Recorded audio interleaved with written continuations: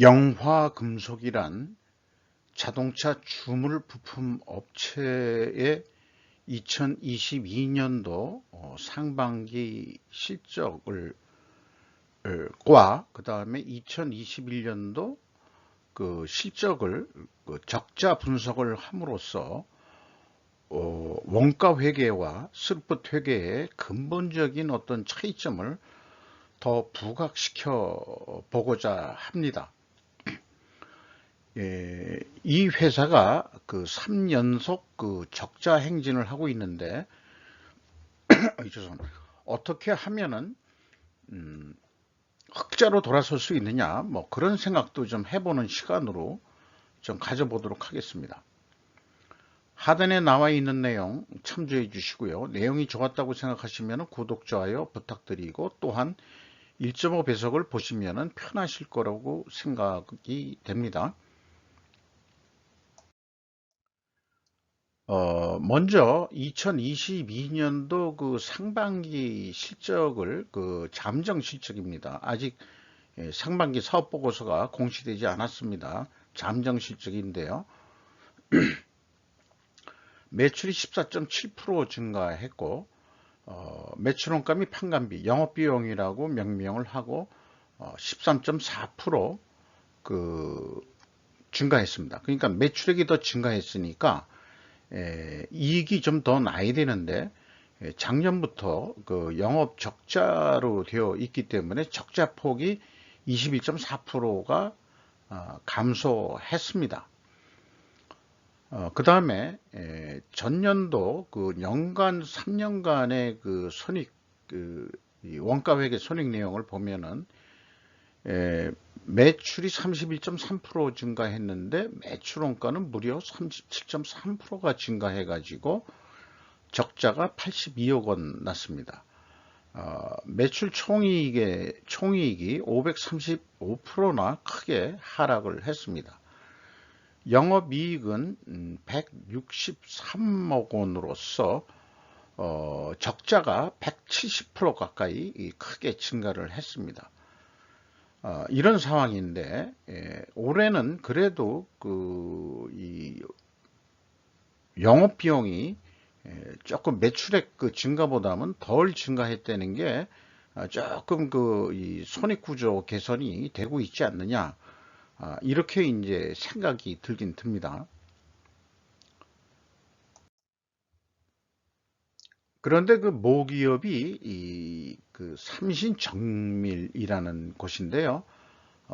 그 삼신정밀은 작년도에 영업이익이 53억 원 흑자를 냈습니다. 매출액은 그 1787억 원으로서 40% 증가했고요. 매출원가는 더 작게 증가했으니까 매출 총이익이 증가했고, 판관비가 그거보다는 적게, 그 매출 이익 증가보다 적게 증가했으니까 영업이익이 176.3%나 크게 증가한 것으로 되어 있습니다. 근데 모기업 삼신정밀도 자동차 부품 주물 업체거든요. 그러면 모기업은 돈은 버는데 왜 그 자회사로 편입된 영화기업이 왜 적자가 나는 것일까? 영화금속의 매출원가가 왜 비싼가를 추적 대상으로 해봐서 좀 분석을 해나가는 것으로 그렇게 해보도록 하겠습니다.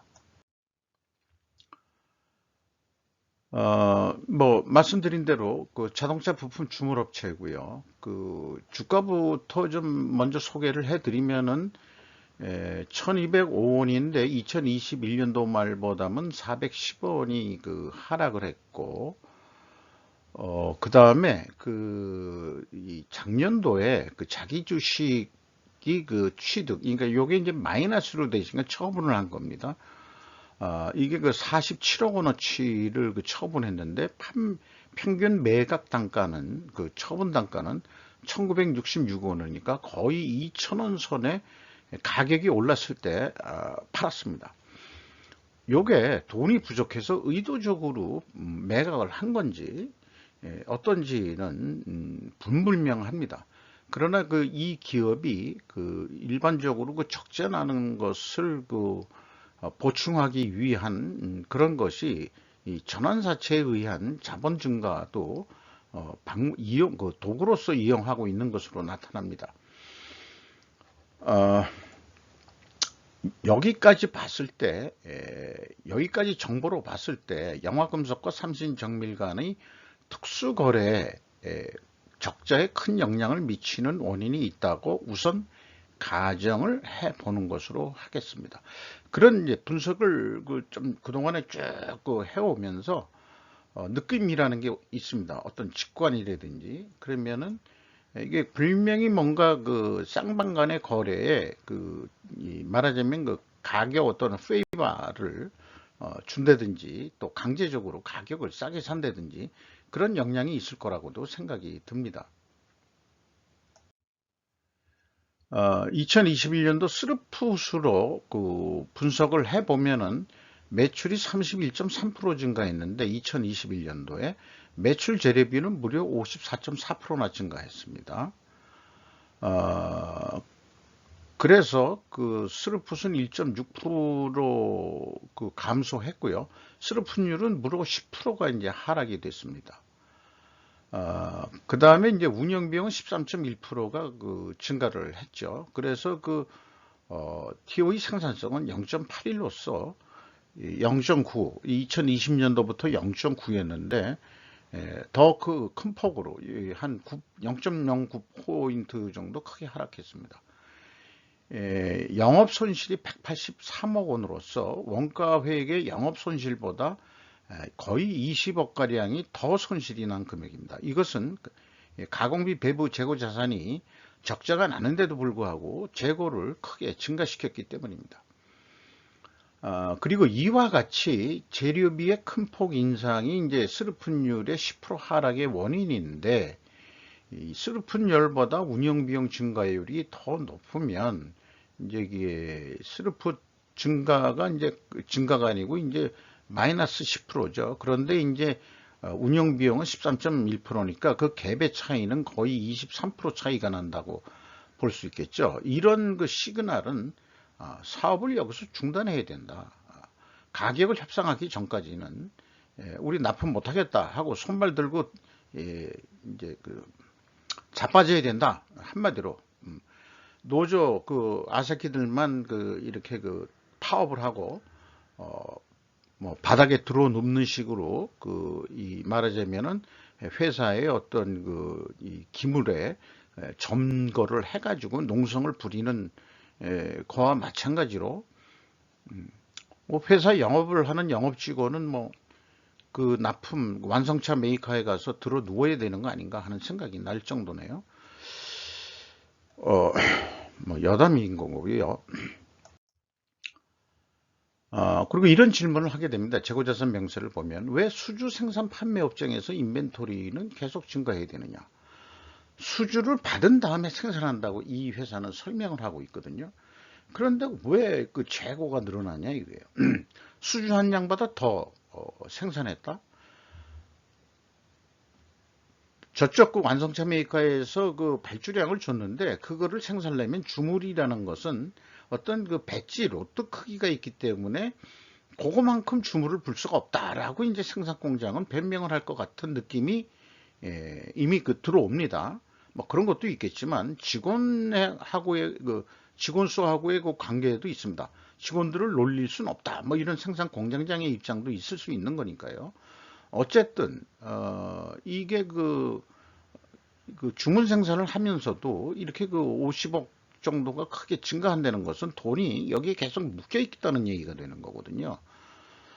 생산성은 올랐는지 몰라도 그 돈의 생산성은 어마무시하게 지금 잠겨 있다. 이렇게 이제 해석해야 되는데 공장장의 그 생각이 바뀌어야 될 겁니다. 생산 공장장의 생각이 바뀌어야 될 거로 생각이 듭니다. 비용의 성격적 분류 내용인데요. 그 회사가 표시하는 방법론은 아주 표준적으로 표현은 하긴 했습니다. 왜냐하면은 재고자산의 변동에 일반 회사가 상품을 포함하는 경우도 있는데 이 회사는 이제 제품과 제공품이니까 가공비가 배부되는 재고자산만 확실히 넣고 상품은 판매라고 표현했는데 이 상품 판매는 바로 상품 매출원가니까 재고자산의 변동 범위에는 상품이 들어갈 수가 없습니다. 요거를 나중에 검증할 때 다 확인할 겁니다. 그리고 이제 원재료의 사용비 부산물의 사용액이라고 해서 1569억 원을 쓴 거로 되어 있는데, 어쨌든 전년도보다 52.1%가 증가했고, 전체 매출원가 재료 비율은 55.8%가 크게 증가했습니다. 그러니까 원재료 가격이 상품 포함 크게 50% 이상 상승했다는 것을 알 수 있죠. 그 다음에 운영비용은 13.1%가 증가를 했습니다. 그 결과 가공 비율은 그 43%에서 36%로 하락을 했습니다. 이것은 이제 상대적으로 원재료 MC 매출원가 재료비가 크게 7.1%가 증가한 것으로 이렇게 됩니다. 이 증가했다는 얘기는 결국은 원재료 가격이 크게 인상이 돼서 이런 그 재료 비율이 크게 상승을 했다. 이렇게 이제 해석이 가능한 거죠. 피규 총 제조 비용은 그 스루풋 회계와 그 원가 회계에서 총 제조 비용을 뽑는 그런 차이점인데, 과거 2년간은 큰 차이가 없습니다. 요거는 뭐 분명히 상품의 증가액일 겁니다. 근데 요게 그 마이너스 17억 원. 그러니까 Q가 그 스루풋 기준인데요. 요게 이제 그 더 높게 나오죠. 그리고 그 회사 거는 좀 더 적게 나오고 이렇게 돼 있습니다. 이 차이는 다음 장에서 좀 또 거론하기로 하고요. 주요 비용으로서 인건비가 310억 원이 집행이 됐는데 전년도보다 7.6% 금액으로 증가했고, 직원 수는 그 2019년 수준으로 다시 환원이 됐습니다. 줄였다가 다시 그 채용한 거로. 그리고 그 평균 인건비는 6,600 거의 6,700만 원에서 6,420만 원. 그 요런 그 추세를 보면은 고임금 사원을 자르고 그 다음에 다시 그 저임금 사원을 다시 채용했다.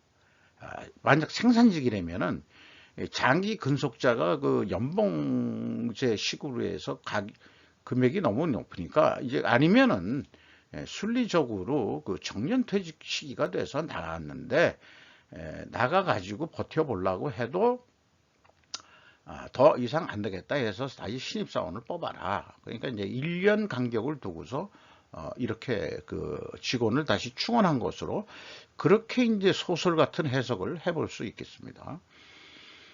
한 6천만 원대 연봉이면은 중견기업, 우리나라 중견기업 수준이라고 볼 수 있겠죠. 임금 인상이 전년도에 그 3.3% 인상이 됐습니다. 근데 외주 가공비가 26.3% 증가를 했습니다. 이 작업량이 증가했을 수도 있지만은 그 작업 단가도, 외주 작업 단가도 크게 상승한 것으로 그렇게 됩니다. 본인들 그 인건비 상승률보다 더 높게 그 외주 가공비가 크게 증가한 거죠. 이 주물 그 부품업체 외주 가공이 어떤 성격인지 모르겠으면 다만은, 만약에 그 이 열처리 비용이다 그런다면 자기네들이 그 열처리 로가 없어가지고 근데 그 대부분 주물 공장은 열처리로를 자기가 가지고 있을 수도 있고요, 없는 데도 있을 수 있는데, 이게 이제 배지 단위로 그 열처리를 하게 되면은 그 좀 지연이 되고 뭐 이런 것들도 있습니다. 이 계통은 제가 옛날에 이제 구매를 해본 경험에 의해서 드리는 말씀이 되겠습니다. 이 2단계가 그 재고 자산 매출원가 회계 투명성 검증에 매우 중요한 단계인데요.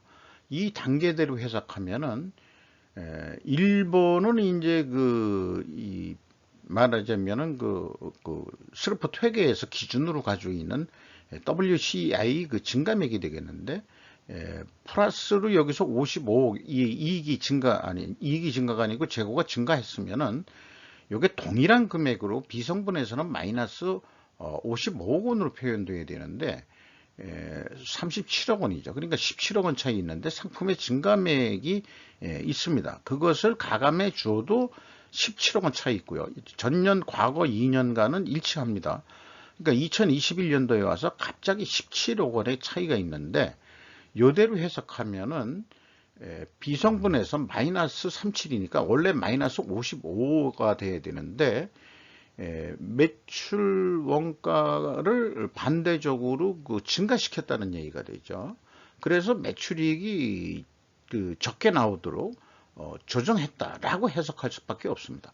아니 적자가 나는데도 더 적자가 나게 이렇게 왜 조정하느냐라고 또 질문을 누가 할 수 있는데, 이게 이제 분석해본 여러 가지 경험으로 인하면은 적자가 날 때 대부분 손실 회피 심리가 무너집니다.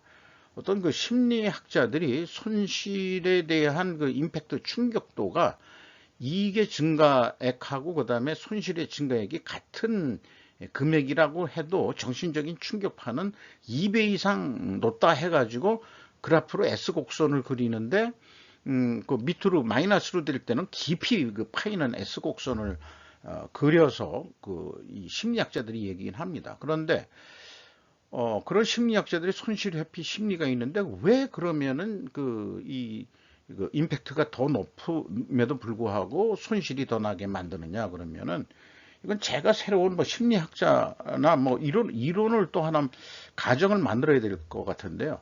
이미 버린 몸, 그게 제 가정입니다. 제 가정.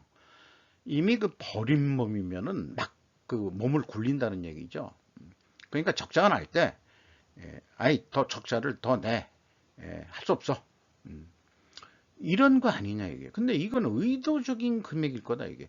이걸 어디로, 이 내용이 무슨 내용인지 도저히 추적할 수가 없습니다. 재고자산의 증감 금액의 크기에서 이 17억 원이라는 것은 매우 큰 돈입니다. 현금 흐름표 기준으로는 일치를 해요. 이 공인의 계좌들은 주로 이쪽으로 접근을 하는지는 모르겠어요. 그러니까 눈 가리고 아웅하는데 저처럼 2단계로 이렇게 분석하는 사람은 아마 만날 우리가 2배 해가지고 하는데 조선천지에 저밖에는 없을 겁니다. 그러니까 누가 그러거든. 조선천지에 이런 말을 하면은 아유 저 늙은 놈의 새끼 야 그게 왜 조선 얘기를 왜 꺼내냐 조선천지에. 삼천리 반도 강로 해서 그냥 입에 뱄어요. 어렸을 때부터. 조선천지에 그런 놈이 어디 있냐 이런 거죠. 내려오는 말하자면 표현력이죠. 경영평가 지표로 와서 위에 거부터 먼저 말씀드리면은 WCI 회전율이 상승을 했는데 전년도보다 스루픈율 하락이 이런 역방향이면 분식회계 개연성 가정을 한다. 분석 경험상 반증하려면 원재료 가격 하락이나 판매 가격 하락이 됩니다. 근데 아까도 쭉 분석하면서 얘기했지만 원재료 가격은 50% 이상이나 크게 상승을 한 거는 일반 상식이거든요. 포스코 하나 보면 철강 계통은 모두 원재료 가격이 50% 이상 상승했다는 것을 다 상식으로 이미 알고 있습니다. 또는 제품 스루픈율이 하락했으니까 판매 가격이 하락해야 된다. 이런 얘기가 되겠어요. 이게 검증이 될 수 있겠냐고요. 입증을 할 수 있겠냐고요. 반증하려면. 당신네들이 지금 분식회계를 했는데 이 분식회계 아니라는 것을 가격으로 한번 증명해 봐주세요 라고 제가 요구하고 있는 거거든요. 이런 상황이면 밑에 것들이 좀 설명할 가치가 좀 떨어집니다만은 수금 속도는 좀 빨라졌는데 매입 채무 지급 속도는 느려졌어요. 고철이나 이런 거를 구매를 하려고 그러면은 더 확보를 위해서 돈을 좀 빨리 줘야 될 텐데 이게 느려졌다는 것은 또 좀 특이한 상황이 될 것 같습니다. 왜 2019년도는 10.8회전이나 됐거든요. 그러니까 아직 돈을 못 주고 있다는 얘기는 줄 돈이 없어서, 그러면 이제 지금 일부는 성금을 주고 사는 것도 있겠지만 나중에 이제 납품이 되면은 이제 또 완납이 되면은 또 대금 지급하는 어떤 거래 조건들도 있겠죠. 이런 것들이 계속 돈 주는 속도가 느려지면은 납품 협력 업체들이 거래를 자꾸 끊으려고 노력할 겁니다. 또한 대금 수금 속도가 느려지면은 납품 단가를 결코 깎아주지 않을 겁니다. 그러니까 이 판매 가격도 제대로 못 올릴 것 같은데 여기다가 그 매입 가격이 더 높아지면은 이중고의 그 지금 영화금속은 시달리고 있다라고 볼 수밖에 없는 거죠. 그렇다고 해서 2019년도에 그 수금 속도도 아니고. 그러면 이런 거는 이제 영업사원을 그 독려해가지고, 뭐, 우리 그 속어로는 조져가지고, 계속 그 왜 수금 속도가 늦냐, 뭐 해가지고 이제 그 주간 회의라든가 월간 회의라든가, 계속해서 그 이 매수채권 미수금에 대해서, 경영자가 뭐 닥달해야 되는 상황인지도 모르죠. 2019년은 흑자 왔을 때는 이렇게 좋았다 이게. 또 하나 핵심적인 거는 그 11.3회전 이 2019년에 그러면 12회전이라고 보면은 1개월에 한 번 회전한다는 얘기거든요. 그 주물 생산 업체라면은 한 24회전 하면 얼마나 좋을까 생각합니다만 보름치 재고만 가져간다 이거예요. 보름치 재고. 근데 이 정도면 한 달이면은 2019년 12회전으로 빨리 그 다시 올려야 된다는 얘기가 나오게 되겠습니다. 그래서 그 원재료 가격하고 제품 가격은 뭐 가중 평균을 안 해보더라도 고철 63.7% 증가했고요. 코크스 34점 인상됐고 선철 41.3% 증가했습니다. 근데 자동차 부품의 내수 가격이 그 10.1% 인상이 됐고 수출 가격은 61.6%나 크게 증가했습니다. 뒷장에서 얘기하지만은 그 내수가 6할 정도 되고요. 수출이 한 4할 정도 됩니다. 그러면은 이게 그 10.1%뿐이 못 올렸다는 얘기는 이게 큰 영향을 미쳐서 이게 적자의 큰 영향이라고 볼 수밖에 없습니다. 뭐 상품은 비중이 뭐 얼마 안 되니까요. 이거는 뭐 생략하기로 하더라도 그렇습니다. 그리고 이 원재료 가격 인상보다 그 판매 가격이 적게 인상됐을 경우에는 상대적으로 제품 가격이 인하됐다라고 그렇게 표현할 수도 있겠어요. 그래서 이 판매 가격 하락은 입증이 된다라고 얘기지만 원재료 가격은 입증이 안 되는 거거든요. 거기다가 재고자산 증감액이 17억 원 또 차이가 있는데 그 원인을 찾을 수 없었죠. 그런 이제 분식회계 개연성은 또 확실해진다. 뭐 이런 얘기가 되겠습니다. 그리고 또 여기 그 자동차 부품 판매 가격의 문제가 그 수출 가격과 내수 가격의 차이가 너무 심화되는 거죠. 환율 정도의 차이라든지 수출 단가의 마진이 좋다든지 이런 게 이렇게 크게 차이가 있을 수 있느냐 이거예요. 2,000원짜리가 수출할 때는 그 5,600원이다. 과연 국내에 그런 가격, 이 가격을 주고서 수입하는 친구들은 누구야? 뭐 이런 그 생각도 들고요. 또 자동차 부품 내수 거래 가격이 또한 있습니다. 이게 삼신정밀하고 그 모기업하고의 그 특수관계 거래도 있는데 이건 또 이후에 또 말씀드리도록 하겠습니다. 고철이 그 1636억 원을 그 매입을 했는데요. 원재료를. 이 원재료 구매액을 비교 검증할 데이터는 없습니다. 이것도 사실 원재료 그 구매액도나 또 원재료 사용액도 확인할 방법이 있어야 되는데, 원재료 구매액은 공시를 했는데, 원재료 사용액은 비성분에 공시를 했지만, 또 그 별도의 그 원재료 사용액을 표시한 데는 없죠. 비성분 외에는. 그래서 비교 검증이 불가능한 겁니다. 그래서 이제 뭐 이 재고 관리 흐름이라고 제가 그 윗두루 IMF라고 인벤토리 매니지먼트 플로우라고 해가지고 표현하고 있는데 오늘도 내일도 저는 기업 분석할 때마다 우리나라가 재고자산 흐름을 이렇게 공개할 때까지 끝없이 그 얘기를 하고 여론 형성을 하려고 노력을 할 것입니다. 이 만약 내용을 보시는 그 영향력이 있는 주주분들이 계시다면은 기업에다가 영향을 좀 끼쳐 주셨으면 하는 것도 개인적인 바람이기도 합니다. 왜냐? 투자한 돈을 보호하셔야 되는 거예요. 그리고 회사는 그 판매 경로 및 판매 방법이라는 제목 하에 요거를 그냥 저는 아까 그 재고는 재고 플로우라고 얘기했고 영업은 영업 플로우라고 그렇게 흐름이라는 관점에서 제목을 붙여봤습니다. 이렇게 자세히 그 수출 경우에 이 플로우를 설명해 주고 있고, 국내 매출인 경우도 얘기를 하고 설명을 해주고 있습니다. 그리고 판매 방법과 조건은 거래처부터 주문서 수취 후 생산 납품하는 방법이다. 요거를 이제 그 전문적인 용어로 회계하는 사람들이 그런 용어를 모르니까 수주 생산 이렇게 얘기해도 되죠. 그리고 이제 재고를 계획해 가지고 재고를 출하하면서 판매하는 그런 어떤 유통 그런 상품들은 재고 생산이라는 얘기도 하기도 하고, 또는 재고 계획 생산이라고도 얘기합니다. 이거를 이제 계획 생산이 아닌 수주 생산 체제를 M2O라고 얘기하는 Make to Order, 주문 후에 만든다. 이런 것도 전문적인 용어가 있어요. 그러면 주문 생산을 하는데도 왜 재고가 계속 증가하냐? 아까도 미리 질문이 있었습니다만은, 그래서 이 매출액에 대한 통계도 있는데요. 매출액이 2021년도에 2,348억 원을 했는데, 그게 한 6대4 비율이죠. 네. 그리고 내수 가격이 매우 싸게 납품하고 있으므로 적자는 불보듯이 뻔한 결과가 된다.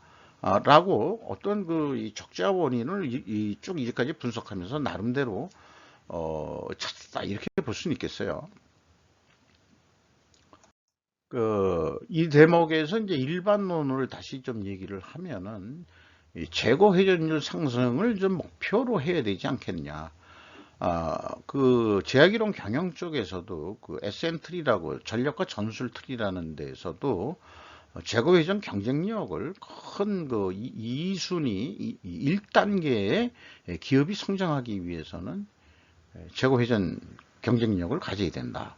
그러니까 영화금속은 지금 8.2회전이라고 하지만 12회전으로 급격히 빨리 올려야 됩니다. 재고를 줄여야 될 수도 있죠. 이건 현재 딜레마상 이런 것은 좀 설명을 생략하도록 하겠습니다. 시간상 그렇습니다. 그리고 더 레이스라는 책이 있는데, 시장에서 경쟁하기 위한 한 회사의 미래 능력을 재고가 거의 다 결정한다는 것을 명백히 보여준다라고 골드랩 박사는 얘기를 하고 있습니다. 특수관계, 삼신정밀하고의 거래 금액인데요. 매출을, 영화금속에서 매출을 2021년도에 314억을 매출을 했고, 매입은 삼신정밀한테 414억 원을 했다, 그런 얘기거든요. 요게 2021년도 매출액인데, 그런 비율로 보면은 삼신정밀하고의 판매 비율이 13.3%, 그리고 2020년도에는 16%. 이거 작지 않은 비율입니다. 그러니까 삼신정밀이 모기업이기 때문에 무조건 싸게 납품해 라고 만약 강요를 당했다면은 그 영향력의 크기는 매우 크다고 할 수 있겠습니다. 적자가 나는 거 알면서도 싸게 납품해. 그래야 우리가 완성차 납품업 한테 납품을 하고 우리가 이익이 날 거 아니야. 그러니까 이 모기업이 살아야 너희들도 나중에 살아. 과연 그럴 수 있을까요? 모기업이나 자회사나 모두 윈윈 해야 되는 상황을 만들어야 되는 거 아닐까요? 그래야 되는 거지. 어느 한쪽의 희생은 결국 전체적인 마이너스라는 얘기거든요. 그러니까 눈 가리고 아웅하고 조삼모사 같은 그런 경영 의사결정을 하고 있다, 이런 생각이 들어갑니다. 현금 재무지표에 와서 캐펙스 투자는 없습니다. 거꾸로 비유동자산이 이제 줄어든 금액이 45억이나 되고요. 그 다음에 EAT 세후 현금 후 순이익으로 34억 이익은 있습니다. 그러나 이제 요게 이제 순이익률로는 2.1%로서 전년도보다 4.3%나 감소한 거고요. 이런 거는 이제 당연히 이제 주가 상승 하락 요인이 되겠고요. 그 다음에 채권자한테 66억 원이나 추가 차입을 했습니다. 그래서 이자 부채 레버리지율은 62.1%인데 2019년도도 이미 57.9%였거든요. 경영권 박원선이 50%인데 이제 60%나 이렇게 된다면은 이거 결국은 삼신정밀이 이 기업을 채권자한테 내놔야 될 겁니다. 우리가 팔아서 잘할 놈한테 부채 갚을 놈한테 이 회사를 팔 거야. 이렇게 그 강요를 당할 수 있는 거죠. 실질적인 주인이 채권자란 얘기죠. 50%가 넘으면은 투하자본으로 따지는 거로 제가 알고 있습니다. 그 다음에 그 주주잉여 현금으로는 그 마이너스 38억 원대인데 이게 거꾸로 돈이 들어왔다는 얘기입니다. 주주들이 투자를 했다는 얘기거든요. 전년도에는 118억 원 정도 투자를 했는데 그 중에서 이제 이 자본 변동표에 표현되는 것은 이제 그 자본이 증가하니까 플러스로 됩니다. 126억 원이 전환사채 전환으로 126억 원이 들어왔는데 이런 돈들이 계속 적자에 의해서 그 자본이 잠식을 당한다고 한다면은 주주들은 무엇을 기대하고 할 거냐. 그러니까 2021년도에 와서 적자인데도 불구하고 2020년도 실적도 적자인데도 불구하고 조금 만만복에 7억 5,400이라는 이익 배당을 했어요. 그러니까 적자를 낼 때는 이익 배당을 해서는 안 됩니다. 그게 이 경영을 하는 기본일 텐데 여기 배당금을 지불했다는 거예요. 그 전에는 또 배당금을 또 지급을 또 하지를 않았어요. 이게 이제 이 전환사채 전환이 되면서 주주들의 압력이 있었을 수 있다. 이렇게 또 생각을 해 볼 수 있겠습니다.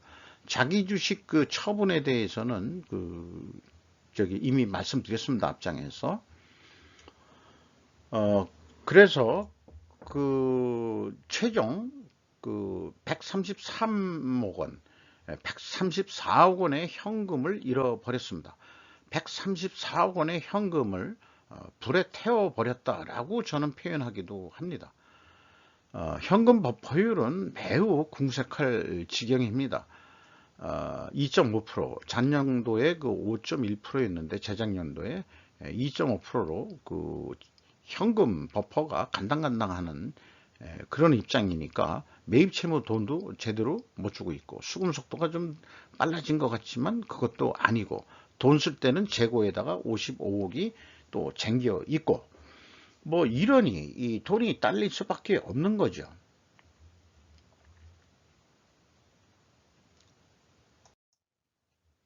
그래서 이런 실적을 보고서 분식회계 개연성 있는 것을 보고서 스루프식으로 제가 그 장밋빛 흑자를 한 36억 낸다는 거로 가정을 해서 예산을 하면 한 3,500억을 해야 돼요. 2001년도 실적이 2,355억인데 이 자동차 부품 주물이 주로 그 엔진차에 해당하는 거라면은 아마 미래는 이 전기차로 가는 비중이 높아지기 때문에 이 자동차 주물이라는 게 동력 전달 장치라든지 또 뭐 여러 그런 데에 좀 쓰는 거로 엔진 계통 그런 거에 쓰는 거 같은데 동력 전달 장치라든지 또 뭐 여러 가지 기아가 많이 들어가고 그러지 않습니까? 근데 이제 이런 업종은 아마 미래가 좀 불투명하다 이렇게 이제 봐진다면은 아마 삼신정밀에서도 영화금속은 적자를 의도적으로 내서 회사를 정리해야 되겠다. 그런 생각이 있는지도 모르죠. 그건 상상입니다. 추정이 아니고 상상과 추정 추론은 좀 틀리죠. 그러니까 상상은 소설이고요. 상상이라고 얘기할 때는 이제 소설이라고 생각하시면 될 것 같아요. 근거 없는 얘기일 수도 있다 이런 얘기죠. 추론이나 뭐 추정은 근거를 두고서 하는 논리적인 생각인 거고요. 그래서 만약에 스루풋 납품 단가를 조금 더 올리고 재고 회전을 조금만 더 올려도 이 계획한 거에 의해서 한 3,782억 원은 해야 되겠다. 근데 아무리 봐도 올해 상반기가 1,300억을 했거든요. 그러면 단순 2배를 해도 2,600억. 그러면 잘한다고 해도 3,000억 이하, 3,000억을 못 넘을 것 같아요. 그러니까 이런 계획은 장밋빛 계획일 수밖에 없는 거죠. 그래서 이걸 뭐 소개할까 말까 하다가 흑자를 낸다면 얼마를 팔아야 되느냐 이거를 한번 계산을 해본 거죠. 마지막으로 이런 그 워너 브라더스의 이게 무슨 러너라고 부르기도 하고 이게 코요테인 모양인데, 원가 회계하고 스루프트 회계의 어떤 상징적인 거로 미국 그 컨설팅 그룹이 소개하고 있는 내용입니다. 아까 그 재고를 계속 증가시켰는데, 로드러너라고 참 로드러너라고 명명 붙어 있습니다. 이 새 종류인데 뛰지는 못한대. 그렇다고 타조는 아닌데, 미국에도 이런 게 있는 모양입니다. 그래서 말하자면 포식자가 잡으러 오면은 그땐 도망가고, 그 다음에 안 쫓아오면은 쉬고, 뭐 그런 의에서 로드러너라고 그렇게 이제 이름을 붙인 모양이에요. 이게 이게 상징적인 그림입니다만은, 쫙 도망가다가 딱 보니까 이 밑에가 낭떠러지기예요. 이게 원가 회계가 지금 그 원가 회계 세고 방식대로 하면은 영화금속은 이제 낭떠러지기로 떨어지고 있는 중이다 이거예요. 이걸 재고를 생산을 재고를 줄이든지 아니면은 납품 단가를 올리기 위해서 완성차 메이커한테 가서 아니면은 삼신 정밀한테 가서 바닥에 들어 누워 가지고, 뭐 장애인들도 그 지하철에서 바닥에 들어 누워 가지고 그런 거 보면은 우리 되게 지금 기분이 언짢죠. 장애인들이 왜 지금 저러고 있지? 꼭 저래야 될 이유가 뭘까? 장애인의 그 복지를 하라는 거를 왜 그 지하철을 희생양으로 해서 하는 거지? 우리나라 장애인 시설이 지하철이 그렇게 잘못되어 있나? 뭐 이런 생각을 들게 하면서 수시로 장애인들이 집회를 해가지고 말하자면 지하철 운행에 차질을 주고 있는 그런 실력 행사들을 하고, 뭐 잠깐 사이드로 빠졌습니다만은, 잠깐 이거 로드러너를 보고서 코요테가 딱 스톱했지만 그 이후에 만화 영화를 보면 밑으로 쫙 떨어지죠. 영화 금속이 파산하는 일이 없기를 바라면서, 이 분석 내용이 다소 평소보다 한 10분 이상 더 길었습니다만은, 사실상 한 회사를 비유를 하더라도 원가 회계하고 스로프트 회계의 그 차이점을 충분히 다시 한번 말씀드렸다고 생각합니다. 자, 스루풋을 증가시키는 건 지상명령인데, 그러려면 두 번째 방법으로 뭐 할 거냐 그러면은, 어쨌든 결과적으로 그 평가 지표든 아니면은 생산 영업 물류 3자가 합동을 해서 어떻게 해서든지 재고를 줄여서 재고 회전율을 높여야 된다. 이런 말씀을 드리면서 마치도록 하겠습니다. 감사합니다.